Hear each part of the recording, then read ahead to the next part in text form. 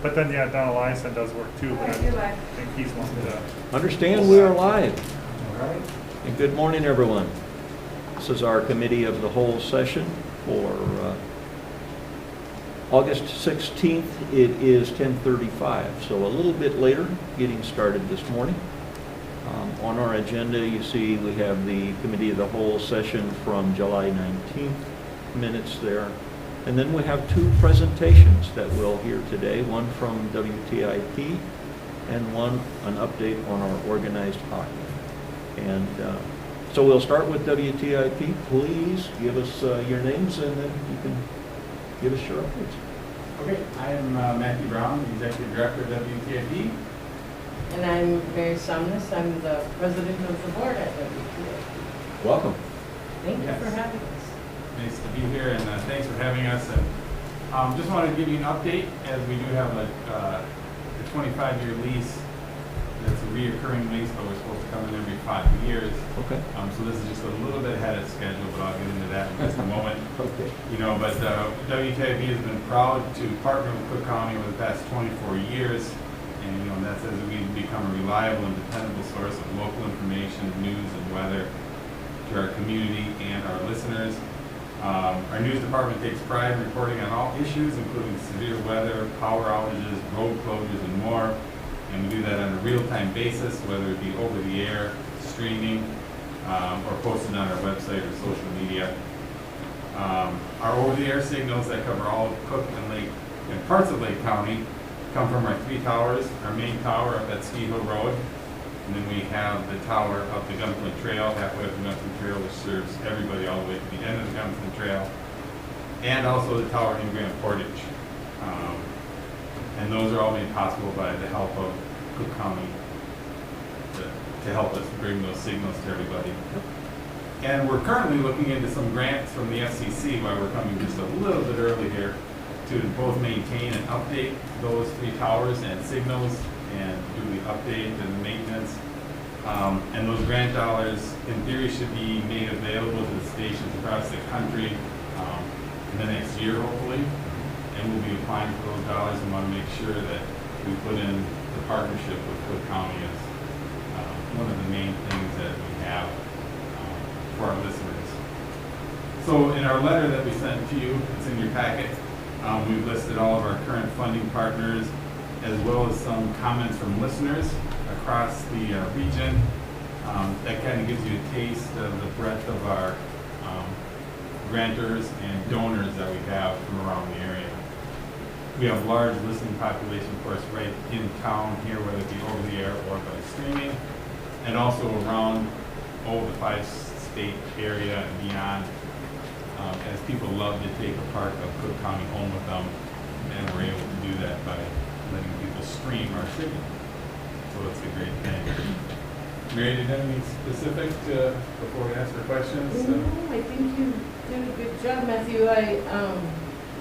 Yeah, just that clarification that we're looking to renew the tower leases early. So when we get to write those grant applications, we can say we have 5 or 6 years on our lease instead of a few months before. You know, we wanted to get ahead of that step. So And that's why we're. Yeah, when is that due to be renewed?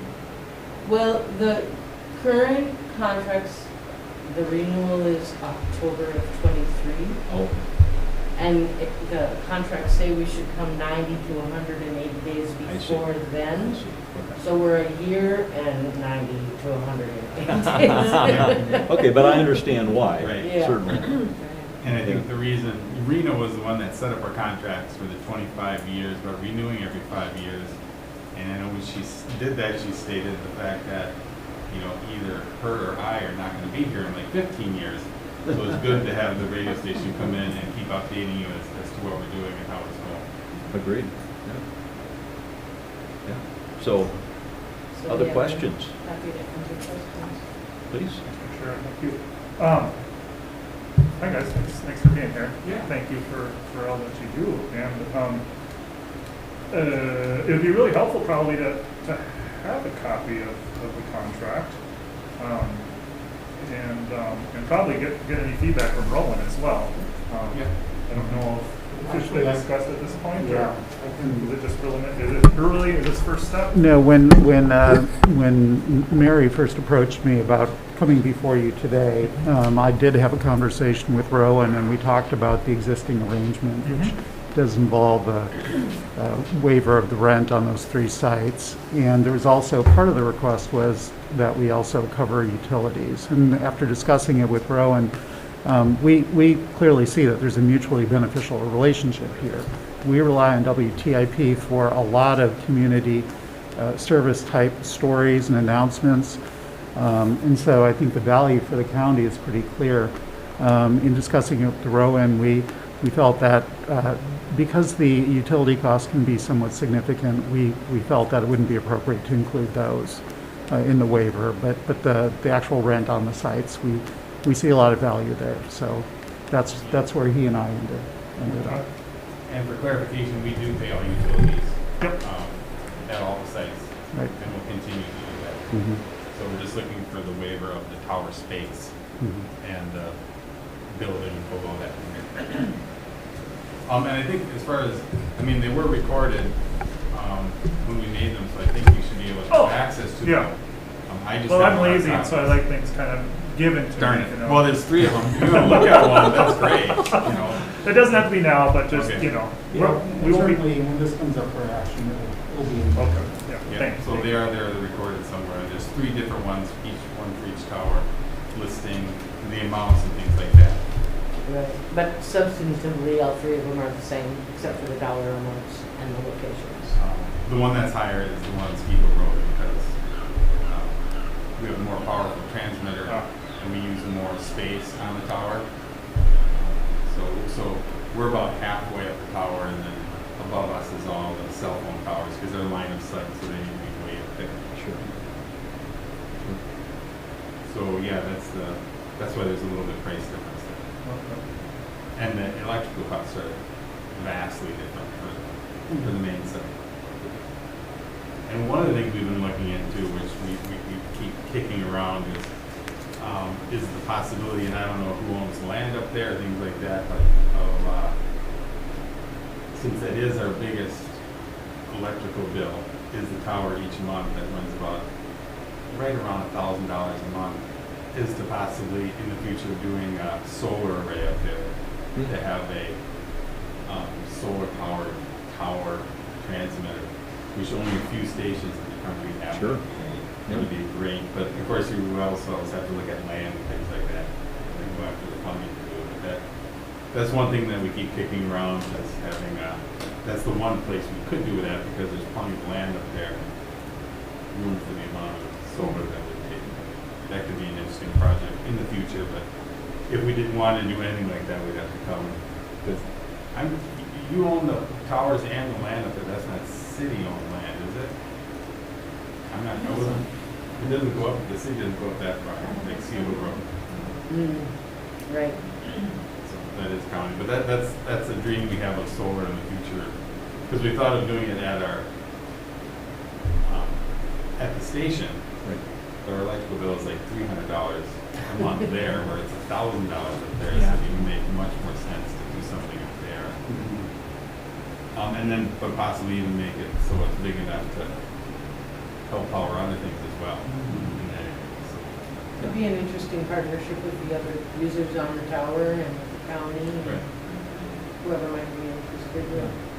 Yeah, good interaction possibly with the Cook County Local Energy Project. Right, absolutely. Make sure you don't have a lot of trees around it. That's right. It's pretty open. I was just up there the other day, and it's amazing how much room is up there. But I don't know, I know Channel 8 still has a tower up there. There's other people that have towers up there, and there's lots of space. But I don't know what all who owns what. Yeah, you'd have to ask, Rowan or something. Yeah. Well, not to poo-poo on that idea, I think it's great to try to offset the electrical usage. Doesn't have to be on site for that offset. Absolutely. It could be anywhere. That's true. It's tied into the grid. And just for a little perspective, because I dabble in the solar stuff, for $1,000 a month, I think it's maybe around 15 cents a kilowatt hour ish or something. It's been a while since I looked at electrical rates. That gets you down to 6,666 kilowatt hours a month. That's 222 kilowatt hours a day. That's big. That's a big array. So I think space would be something. But I think it's a great idea, and it'd be awesome if we can move in that direction. And I think CPAP would be a great way. So, and just location, because we don't have the ability, I mean, other than possibly doing some on our roads down here at Station, we just don't have the land Space, to do something like that. So, we'd be open to ideas of where we could put that. I know the golf course has Right. theirs. Yeah. I mean, there's a big array there. Yeah. So it's something just that we're kind of been hashing around, thinking of for the future. If we did a small one at the station, it would just be for the station itself, because it's just $300 a month, so it could be much smaller. Sure. But just ideas and things that we're looking at. Yeah, and Rowan was talking about that too for our armor radio towers to make it more resilient. Sure. So that's you're thinking similar thoughts. Absolutely. So any ideas you have on that or see moving along, we're interested in stuff like that. Okay. Absolutely. Good. Other questions? Please. I'm wondering, do we have any other tower leases that we waive the fees for? Or is WTIP the only one? Do you know? I don't know. Because I remember when Rena put all these leases together, and I thought she did an excellent job of planning ahead, and glad that you have to come back every 5 years.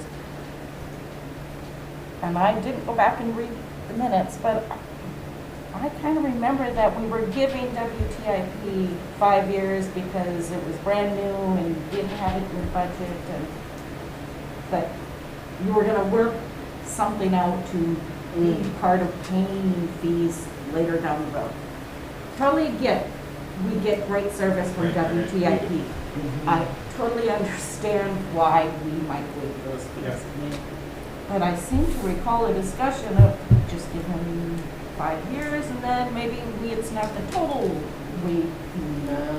Right. I guess that's why we come every 5 years, and that's up to you. I don't think that Yeah. language is in the contract here, but that's why we're coming every 5 years, just for that purpose, for Yeah. you to take a And look at things, I think that was the to read discussion. through things. Yeah, so I mean, that's why we're here, and not expecting, without you going through the contracts and looking at it. I think that's, a fair assumption on yours, and it could be Rena's too, and that's why she said we're not, every 5 years, things change.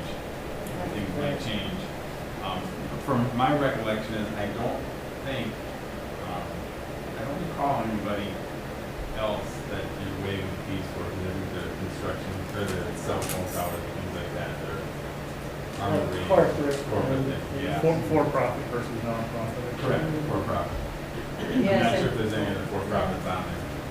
I don't know, and I didn't look it up before today's meeting. I can't think of any offhand, but we Yeah. can look that up. Because it is our leases that help pay for our tower maintenance, so Right. just gotta make sure we're being responsible with. Absolutely, and I think that's one of the reasons why she made this 5-year thing. Just to do that. So the total, I think, so the total for the year that you're donating is $10,416. That's what came through. And like we said, the two outlying ones are a little bit cheaper compared to the mosquito. And you're correct, Commissioner Hopkins, the contract says the rent is waived for the first 5 years, the initial term, and then it can be requested that we can come and request it if we Right. waived at the time of the renewal. The Yeah. contract doesn't say anything about the conversation, but Yeah. I'm pretty sure that probably happened. That would be a forward way of thinking about it, so. Yeah, you're right. Actually, I'm just reading here, 3.1 is the initial term. It shall be waived for the first 5 years, and then 3.2 is the option to extend the term, which is why we're coming here and seeing what we want to do going forward. So, good memory.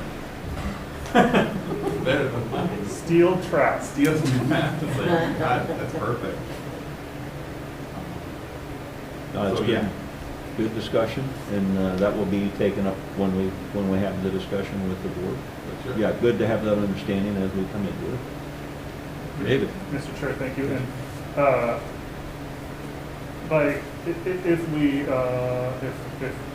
meet your request and extend the lease, that doesn't, we've already budgeted, assuming that we're not getting this money. Right. And so it wouldn't affect current budgeting as far as adding it.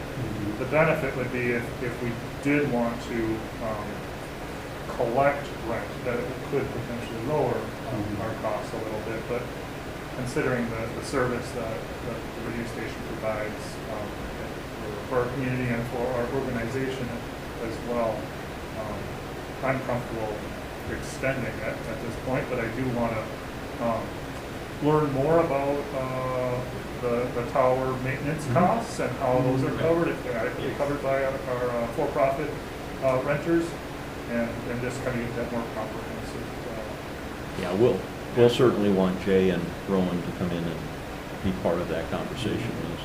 And I think that's definitely what Rena was, like the tower maintenance is the main thing, and you realize she's saying these towers aren't free, there's upkeep, there's all these things that have to go on. Yeah.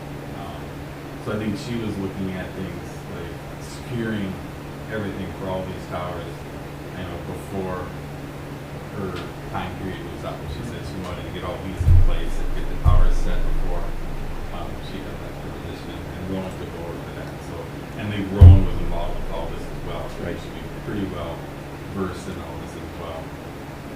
And why she proposed what she did. Any other questions or comments today? Not, no, good discussion. I think it gets us in the right frame of mind as we move forward towards that discussion, and look forward to having those discussions with you on this. Wonderful. Thank And, you. and thank you for the service that you provide to the community. Sure.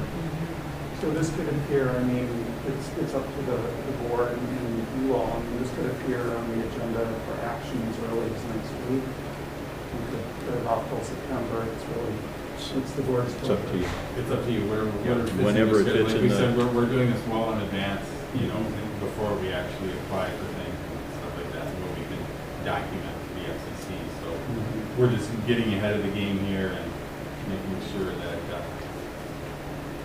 we got things covered, so. We always ready to promote go. forward thinking. Yeah. So I would see no reason not to put it on next week's Right. Next agenda. week? Sure. But we're not needed to be here. You should probably.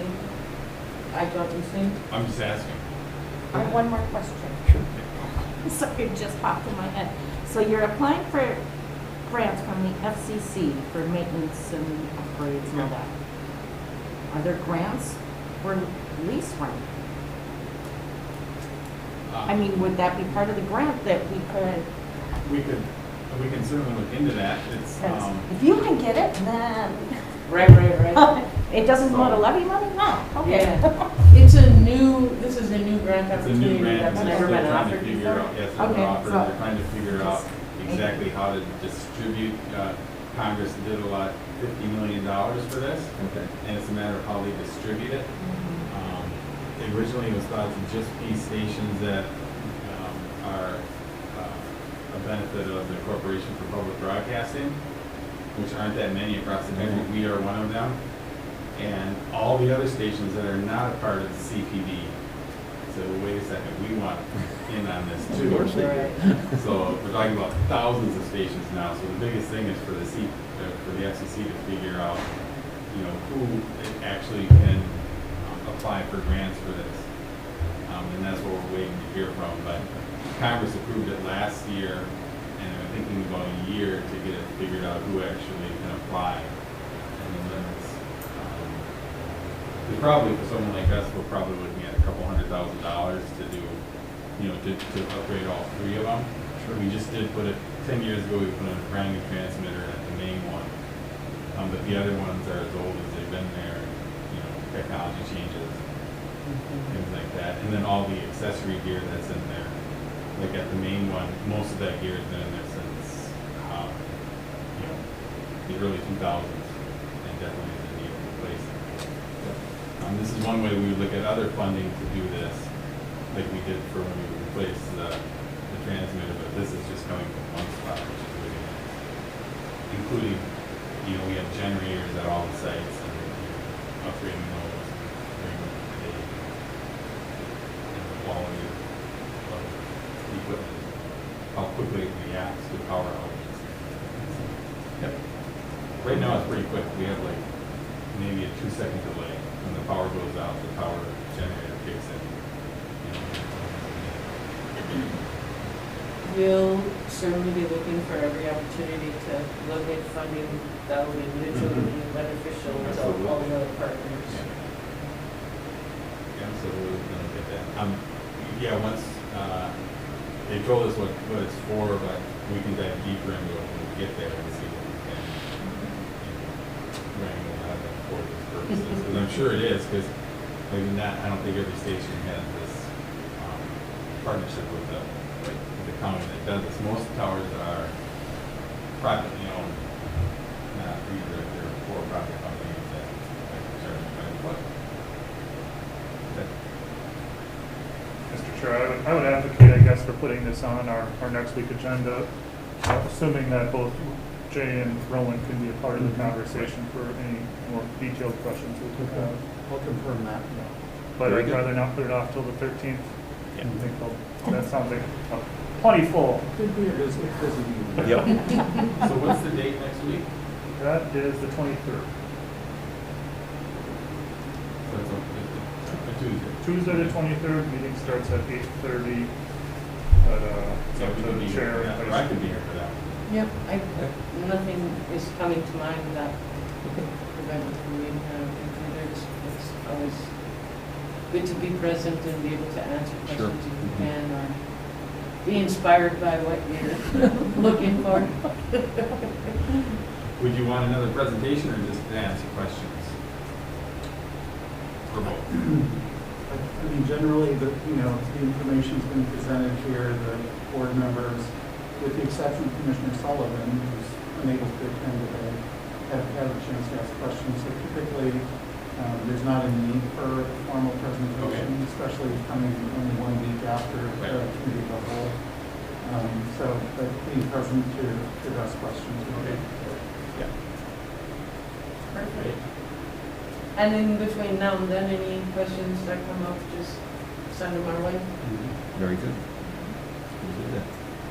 Well, thank you for your time today, and we're looking forward to the discussion and decision this next week. All right. Great. Thanks. Thank you. Thank you. All right, which brings us to our next item, which is presentation on the Cook County Youth Hockey. And, Mr. Chair, if I could, I just wanted to, by way of introduction, joining us today is Matthew Stone, who is one of the, are you the newest Community Center Board of Trustee member? So after our meeting this week, I will no longer be. It Okay. sounds like we've got a couple more additions, but Gotcha. yes. Okay. So, and Matthew started with the board earlier this year and was talking about hockey and wanting to bring organized hockey back to Cook County. And after that meeting, he and I got together to talk more about his plans. And he's got some really interesting ideas for the long term that I thought would be really useful for him to share with you all. So, because they do involve the community center, the hockey rink facility.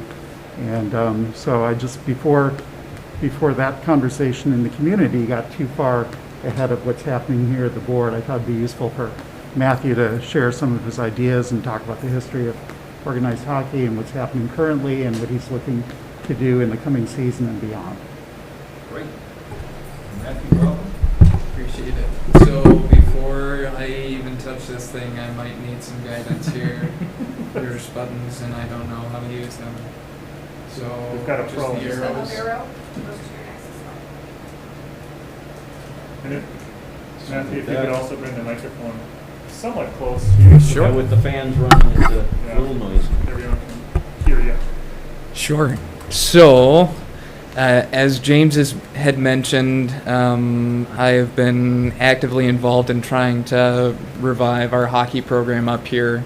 Me and my partner just moved up here in September. We closed on a house just on the corner. And when I threw on my skates this winter, I was a little disappointed because every time I went out, nobody was there.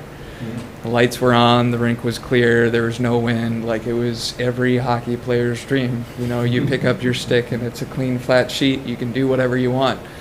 But it gets lonely. And I grew up in a small town in central Minnesota, and that was our thing. Like, you grab your skates, grab your stick, hit the ice, hang out, do whatever, and do it again the next day. So I made a fool out of myself on Facebook, and I posted videos saying, guys, what's going on here?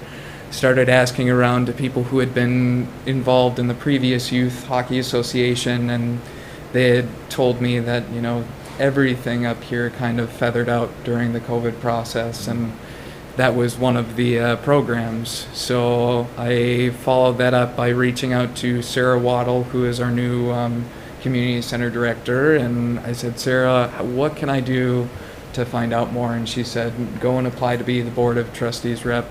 So I did, and then I went from there on to having some local meetings with active parents within the community that have helped with the previous Youth Hockey Association and wanted to see it start up again.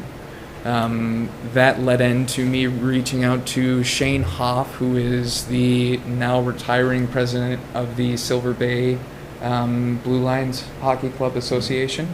And he opened up the association to having an earmarked account under their 501c3 so that we could start retaining funding and grants and things of that like. I don't have it in the slides, but I'll mention later about some of the grants that we've already applied for and been approved for. But that's pretty much all that I've written down there, is that yes, we have in fact assumed a partnership with the Blue Lines Association, and after I had contacted our district rep under USA Hockey, we were under an idle status. So they hadn't dissolved our original, membership, and all I had to do is say we're active. So we're good to go. All we need is kids to play. That said, everybody can participate. I personally grew up on a team where my teammates were bragging about skating before they could walk at age 2 or 3. And if you go on to USA Hockey, they even have guidelines as far as how to get your kids started at ages that young. Do I think parents up here are going to be that keen on starting at the first year? Probably not, but that's the option. More or less, our whole goal this year is going to be addressing that this program is available. We have, an operating entity, and if you want to get involved, now would be the time to sign up. And judging from the meetings that we've had so far, it doesn't seem like a lot of people understand just how much work we've done on the backside of it, and like how ready we are for kids. We know of 3 people already that want to sign up and be coaches for this winter season, and we would be surprised if, say, there was one full team within a particular age group. Because of that, we're just going to focus on skills, fundamental skills, and getting that community feeling. Letting everybody know that we do have an organized program up here. You can, trust that we'll teach your kids more about hockey and see where that goes. And under the guidance of Shane Hoff and the Blue Lines Association in Silver Bay, they've been more than excited to entertain the idea of remote practices over, say, Zoom, where a local assistant coach for say, was here at the Grand Marais sheet because the kids that play on the Silver Bay team didn't want to drive down to practice during a blizzard. Like, our weather up here kind of sucks sometimes. So I was surprised that a lot of these parents up in our community are willing to drive 3 hours every night and hang out at the rink for another hour and a half for their kids just to experience the sport. So there was a lot of sacrifice being had, and that's why I knew even more so that we needed to get going on it. And when we had our first 2 fundraisers this year, there was a lot of positive feedback, people coming up and approaching us and just saying, hey, thank you so much. We're really excited to see this going again. Because, this is what you expect when you come up to northern Minnesota. Like, it's almost a for sure that they've got a rink, and it's a for sure that they've got a hockey jersey or something. Like, speaking of which, the logo that you're seeing in the corner of all of these pages was revised by a local graphic design artist, Jonathan Steckelberg. He's one of those active parents in the community that has been helping us with our meetings as well. We had the concession stand open at the warming house during the last Little League softball tournament. And then on the Friday of Fisherman's Picnic, we were doing the pancake feed. And I know it looks like it was an empty audience, but that was because we forgot to take a picture when everybody was there. I promise, I'm not lying. Because you were busy. Yeah. And then later today, I actually have the pleasure of meeting up with Lynn and Nate Shields, who are the owners of the Cook County Home Center, and they are also the last remaining board members of that previous Hockey Youth Association. After they had caught wind that we were actively bringing our hockey program back to life, I was contacted and let known that they should have around $18,500 of conditional donated money to allocate towards the facility or equipment to maintain the facility, which would constitute us getting a new Zamboni or an ice resurfacer, which is my number one goal for this winter. I personally have been in touch with R&R Specialties down here in the U.S. and Edge Equipment Sales out of Winnipeg, and both of their sales reps have given me an update inventory list on what's available. So after today, I should know more as far as how close we can get to securing one of these options, but that's coming up here soon. And then moving forward, the bummer again about our weather up here is that it can go from good to bad really quick. And unfortunately, with an outdoor rink, that also limits you under USA Hockey guidelines for having formalized youth hockey tournaments, games, and what have you. In addition to that, it would give us a lot more ice time in the season, because a lot of people really don't understand how much the sun degenerates the ice condition. Like, it'll make hot pockets and cracks and whatnot, and there were a few people that had injuries this year just trying to get out and have fun. So anything that we can do to mitigate that would be huge. It'll also give us an additional roughly 2 months worth of skating time out of a traditional year, just because of us encapsulating that atmosphere. Once the ice sets and the temperature's below freezing, you're going to keep a sheet, which would be huge. I know a lot of people have asked me personally why we can't ask the curling rink to use their indoor sheet, and I was educated this year that their ice and hockey ice are 2 totally different things. I had no idea that curling ice was granulated and all this weird fancy stuff. So that's out of the question.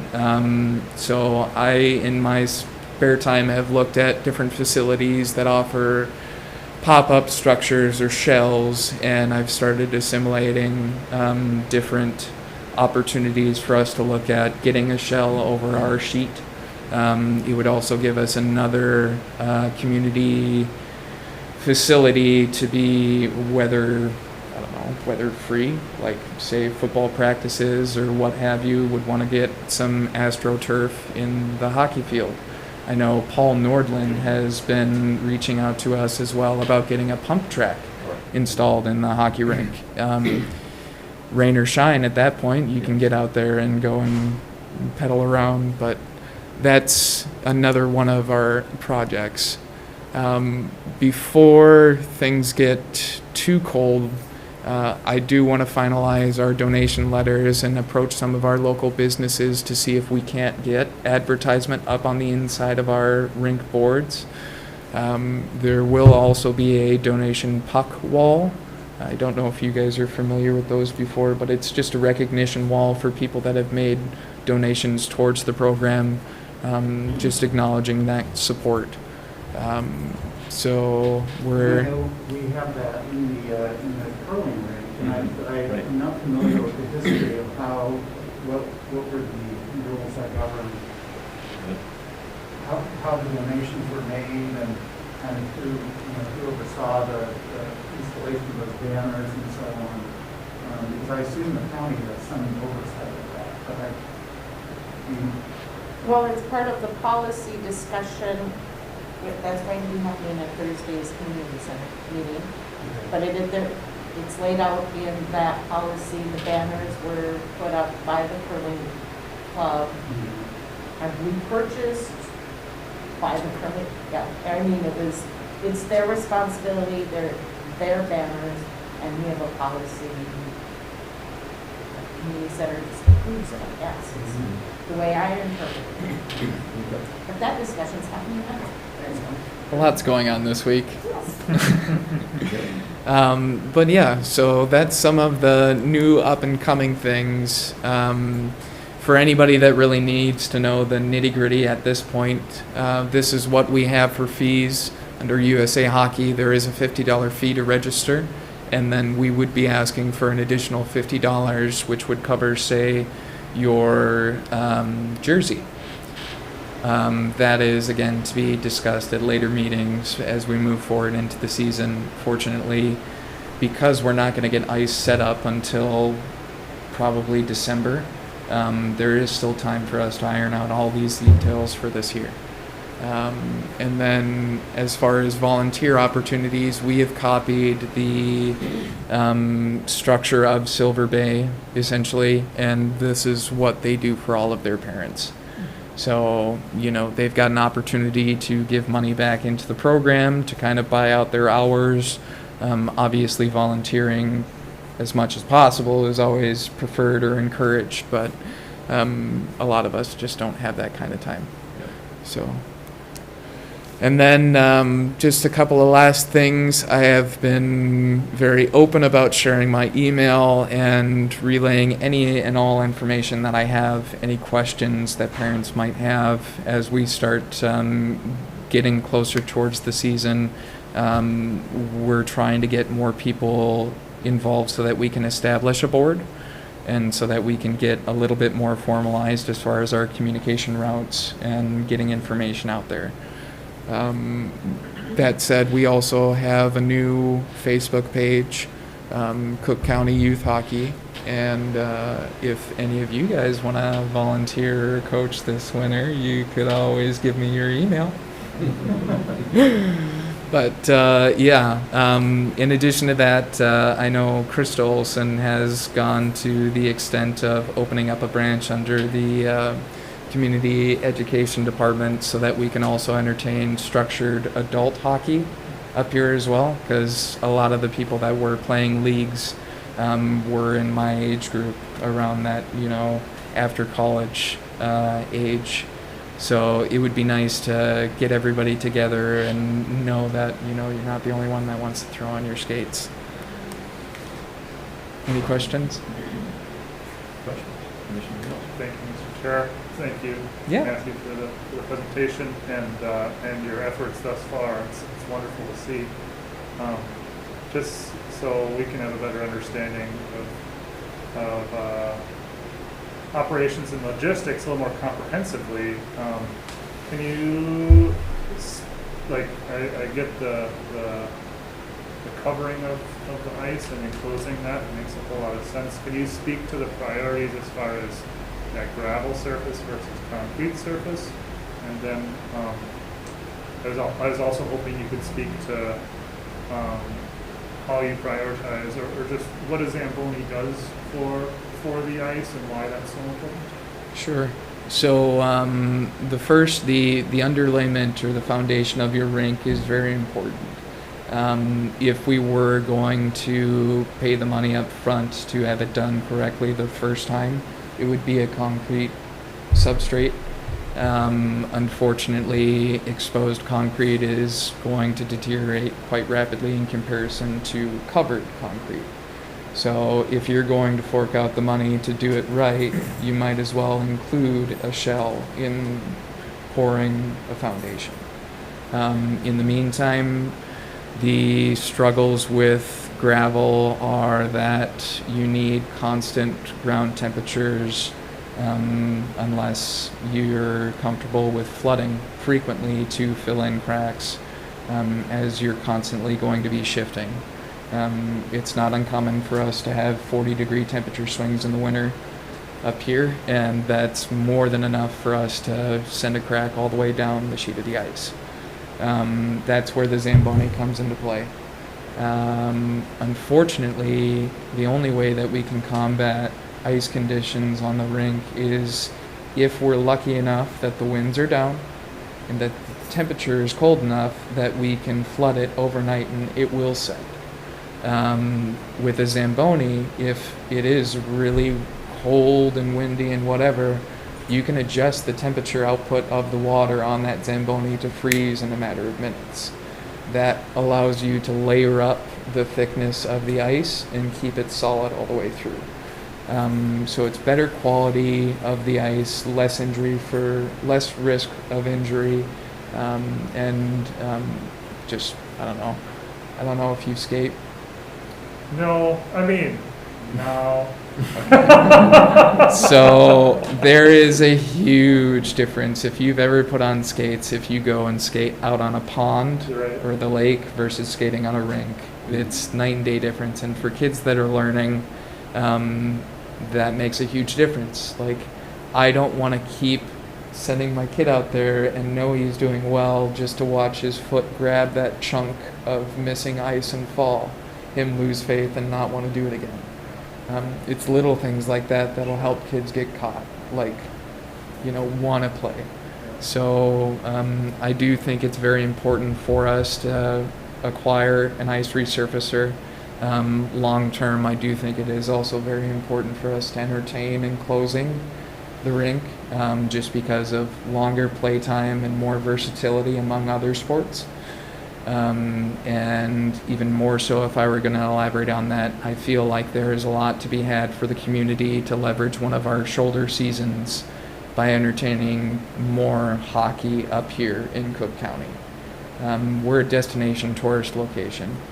People come up here to play and escape. There's no reason we can't use our fall season while everybody's waiting for the hills to get ready to ski or snowboard to come up here and have a destination hockey tournament weekend.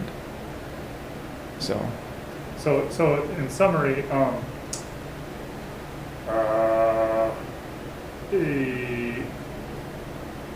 well, again, another question. Is there a difference between a Zamboni and an ice resurfacer? So it's like Kleenex. Okay, thank you. Yeah. The priority order would be the ice resurfacer, and then shell, and then concrete. Correct. But the concrete kind of, It would the be shell is most required to likely. protect the investments, right? Correct. It would most likely be, those would be 2 in 1. Like, you would want to do them at the same time. I would imagine it would make sense, financially speaking, to pour the foundation as well as the footings for the structure. And then, I understand. I get the control aspect and safety with the ice resurfacer. It really, you can move things in. So thank you for explaining that. One of the things I hear about is year-round ice. And I don't know if that's impractical or what that means. I mean, the biggest cost is infrastructure straight up, but then there's also the operation maintenance too, So if we had a much larger population density up here to sustain year-round destination events, I would I would spend more time looking into that option, but from the little bit that I know about compressors, they are not cheap. No. I would be interested to see even just what our curling rink is being charged to operate their We had some compressor. insights into that. You don't want to know. Yeah. I'll look at next week's agenda because we just have another compressor going on. Oh, So that's the other thing, is that if you don't stay up on those, and I mean to a T, I'm kind of okay with car maintenance, but those will be expensive very quickly. And when you're running them at above freezing temperatures, you're running them 3 times as hard. So for us to even think about, I don't want to think about it. It's a lot. I had no perspective, so thank you for clarifying that. Yeah, no worries. Any other questions? Please. Well, I have a hockey background. Yeah? When I first moved to Cook County, my late husband became one of the first coaches up there. I'm talking the early 90s. And Okay. they really built a good program. They had girls. Don't forget the girls. Oh, absolutely not. Like that was why I made it a point. I don't know if you noticed in the slide that it is co-ed. Right. That is one thing that is very stressed, is that anyone can play. So. Yeah, so we built the program up here. He built an ice rink down at Birch Grove School, and it's maintained in the winter as long as the guys can come with shovels, shovel it off. They have boot hockey. They do get together on a Thursday night or whatever. It's just a fun thing Yeah. for the guys and gals to do that. So it built up for several years, and then it actually got into high school, and parents would load their kids up down to Silver Bay. You said the hours, all of that, and then it. Yeah. So, not only because of the pandemic, but much even before that. Interest just kind of went downhill. And at one time, the kids went up to Thunder Bay. There's 2 big, beautiful rinks this side of Thunder Bay, but now we can't get there. Well, I mean, it'd be hard to get there, but they went up there just for fun. They weren't in a tournament or anything, but they went up there for fun. So the ice conditions are super important. Super important. And so I would say, to maybe include Grand Portage if you could, or even the West End, but it's the numbers, that's the thing. And starting with the Mighty Mites and going on to sports and TV, that's how you start building it again. Mm-hmm. So I'll end with a good story about one of my husband's sports team. They had, of course, the experience of being on outdoor ice, and their first game was going to be with Silver Bay. Down they go. Get on their skates, get their uniforms on. Each one of them go out onto the ice, they all fall down. Because they're not used to smooth ice. It does make a huge difference. It was like, it was like dominoes. Boom, boom, boom. But they got up and they played a game and they had fun. Yeah. So it's great that, you were working with maybe some of the younger families who have not had this experience, and they had the pancake breakfast the other morning for the Hockey Association, and little things here and there that I think will encourage, groups of people to go at it again and build it up and eventually go to the state hockey tournament. Yeah, and I had almost forgot, among some of the grants that we had already accepted or been approved for, the Silver Bay Youth Hockey Association will be receiving $1,000 in Dick's Sporting Goods gift cards as a part of the 2022 Gear Up Minnesota Equipment Grant Program. So I will be making an announcement on our Facebook page and our next hockey meeting, just to let everybody know that from August 26th through the 28th or September 16th through the 18th, you can visit any Dick's Sporting Goods location and receive 20% off your entire equipment purchase. There isn't any stipulation for that. It's just good information to know. And I know Shane Hoff and the Silver Bay Blue Lines Association are working on how that money is going to be distributed. So they had also during Fisherman's Picnic hosted the bingo tent down in Buck's parking lot.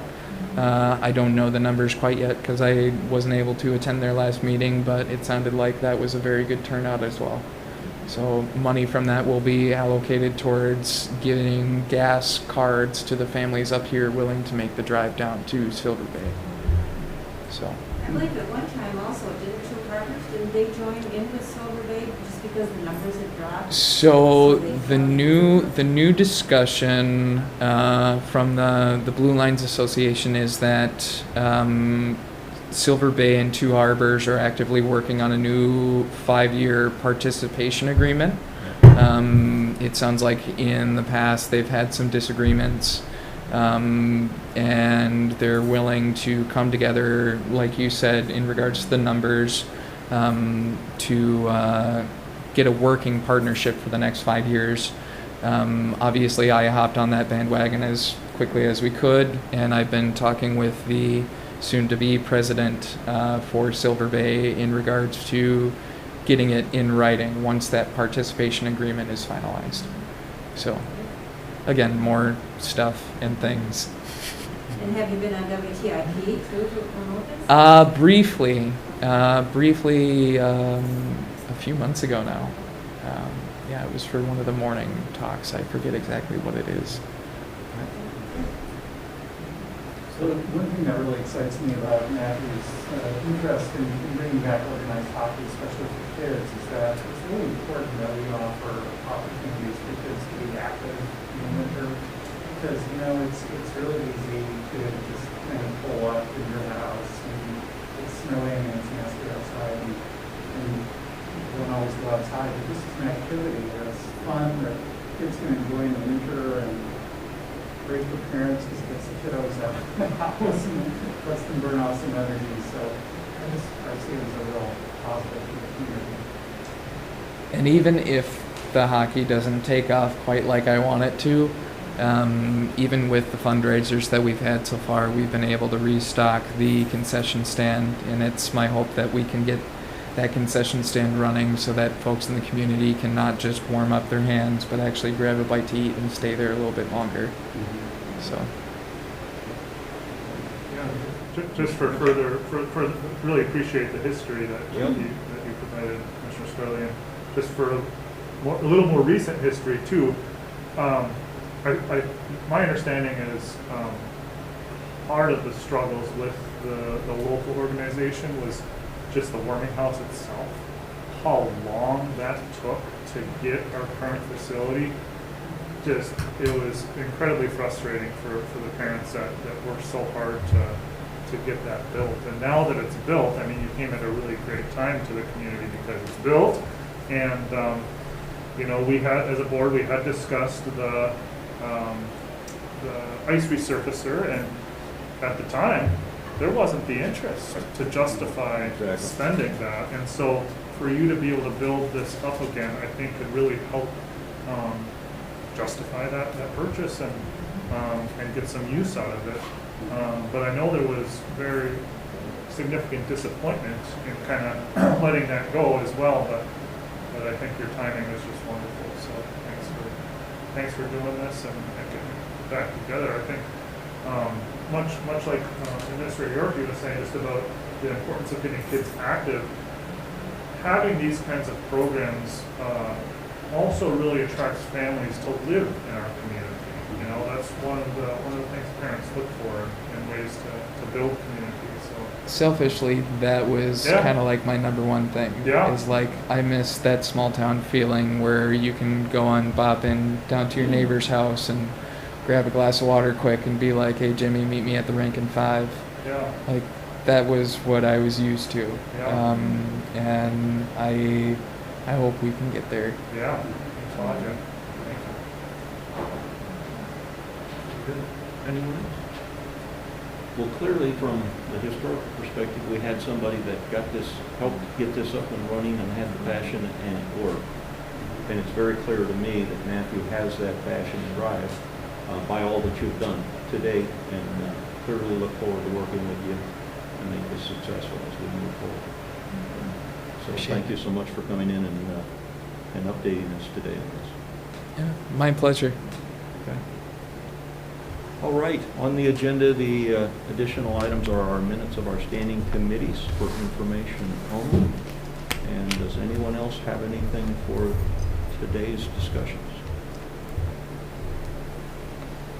If not, then we are adjourned.